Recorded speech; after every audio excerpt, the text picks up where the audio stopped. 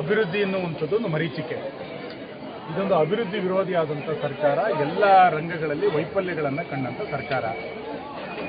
ಜನರ ಸಮಸ್ಯೆಗಳಿಗೆ ಸ್ಪಂದಿಸಬೇಕಾದಂಥ, ಜನರ ಸಮಸ್ಯೆಗಳಿಗೆ ಧ್ವನಿ ಆಗಬೇಕಾದಂಥ ಸರ್ಕಾರ ಅದು ಯಾವುದನ್ನು ಮಾಡದಲ್ಲೇ ಅನ್ಯ ವಿಚಾರದ ಬಗ್ಗೆನೇ ತಲೆಕೆಡಿಸಿಕೊಳ್ಳುವಂಥ ಸ್ವಭಾವವನ್ನು ಈ ಸರ್ಕಾರ ಬೆಳೆಸ್ಕೊಳ್ತಾ ಇದೆ. ಕಳೆದ 2.5 ವರ್ಷಗಳಲ್ಲಿ ಅಭಿವೃದ್ಧಿಯನ್ನು ನಾವೆಲ್ಲೂ ಕೂಡ ನೋಡಲಿಕ್ಕೆ ಸಾಧ್ಯ ಆಗಲಿಲ್ಲ. ಕಿತ್ತು ತಿನ್ನುವಂಥ ನೂರಾರು ಸಮಸ್ಯೆಗಳಿದ್ದರೂ ಕೂಡ ಈ ಸರ್ಕಾರ ಇವತ್ತು ಸ್ಪಂದನವನ್ನು ಕೊಟ್ಟಿಲ್ಲ. ಹುಟ್ಟು ಕುರುಡರಿಗೆ, ಹುಟ್ಟು ಕಿವುಡರಿಗೆ ಅಧಿಕಾರವನ್ನು ಕೊಟ್ಟಿದ್ರೂ ಕೂಡ ಜನರ ಸಮಸ್ಯೆಗಳು ಅರ್ಥ ಆಗ್ತಾ ಇತ್ತು. ಈ ಸರ್ಕಾರಕ್ಕೆ ಕಣ್ಣು ಕಾಣೋದಿಲ್ಲ, ಈ ಸರ್ಕಾರಕ್ಕೆ ಕಿವಿಯೂ ಕಾಣೋದಿಲ್ಲ. ಇದೊಂದು ಬಾಯಿ ಬಡಕ ಸರ್ಕಾರ.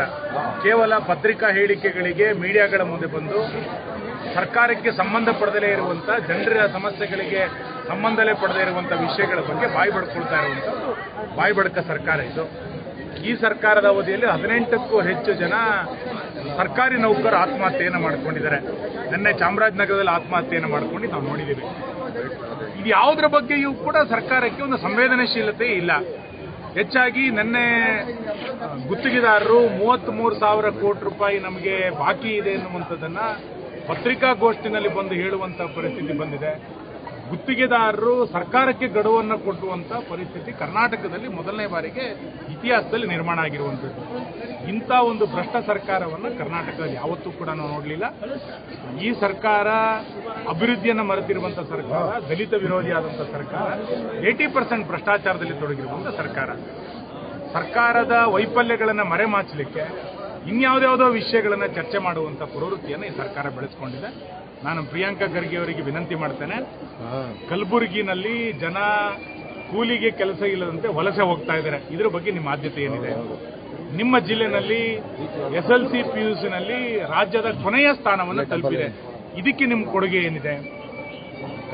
ಕಲ್ಯಾಣ ಕರ್ನಾಟಕದ ಅಭಿವೃದ್ಧಿ ಅಂತೇಳಿ ನೂರಾರು ಕೋಟಿ ರೂಪಾಯಿ ಬಿಡುಗಡೆ ಆಗಿದ್ರೂ ಕೂಡ ಅನುಷ್ಠಾನಕ್ಕೆ ಬರಲಿಲ್ಲ.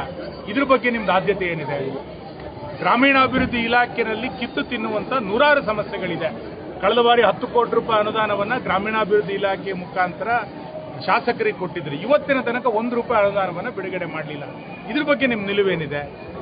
ಈ ರೀತಿ ಆ ಇಲಾಖೆ ಸಂಪೂರ್ಣವಾಗಿ ಕೋಮಾ ಸ್ಟೇಜಿಗೆ ಹೋಗಿರುವಂಥ ಸಂದರ್ಭದಲ್ಲಿ ಆ ಇಲಾಖೆಯಲ್ಲಿ ಏನೋ ಮಾಡ್ಲಿಕ್ಕೆ ಆಗದಲೇ ಇರುವಂಥ ಒಬ್ಬ ನಿರ್ಲಜ್ಜ ಸಚಿವ ಇಲಾಖೆಯಲ್ಲಿ ಏನನ್ನೂ ಮಾಡ್ಲಿಕ್ಕಾಗಿಲ್ಲ. ಆ ಕಾರಣಕ್ಕೆ ವಿನಾಕಾರಣವಾಗಿ RSS ಅನ್ನು ಎಳೆತರುವಂಥ ಪ್ರಯತ್ನ ಮಾಡ್ತಾ ಇದ್ದಾರೆ. ಯಾರಿಗೆ RSSನ ರುಚಿ ಗೊತ್ತಿದೆಯೋ ಅವರಿಗೆ ಅದರ ಅನುಭವ ಬರುತ್ತೆ. ರುಚಿಯೂ ಗೊತ್ತಿಲ್ಲ, ಅನುಭವ ಗೊತ್ತಿಲ್ಲ ಇರುವಂಥವ್ರು ಅಪ್ರಬುದ್ಧತೆಯಿಂದ, ಮೂರ್ಖತನದಿಂದ ಮಾತಾಡ್ತಾ ಇದ್ದಾರೆ.